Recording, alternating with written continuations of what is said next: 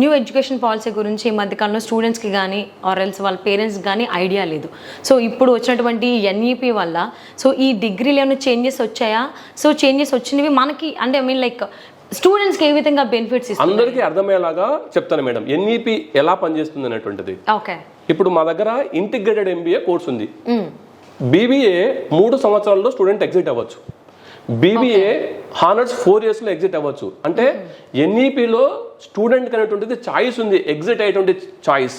ఈ course exit అయ్యి ఇంకొక కోర్సులో కూడా జాయిన్ అవ్వచ్చు. నేను ఇప్పుడు మేనేజ్మెంట్ లో ఇక్కడ బీబీఏ 3 సంవత్సరాలు చేశాను, నాకు మేనేజ్మెంట్ నచ్చట్లేదు అంటే నేను వెంటనే కంప్యూటర్స్ రంగం వైపు వెళ్ళొచ్చు. అలాంటి ఒక గొప్ప అవకాశం ఎన్ఈపీ 2020 విద్యార్థులకు ఇచ్చింది మేడం. Wow, okay.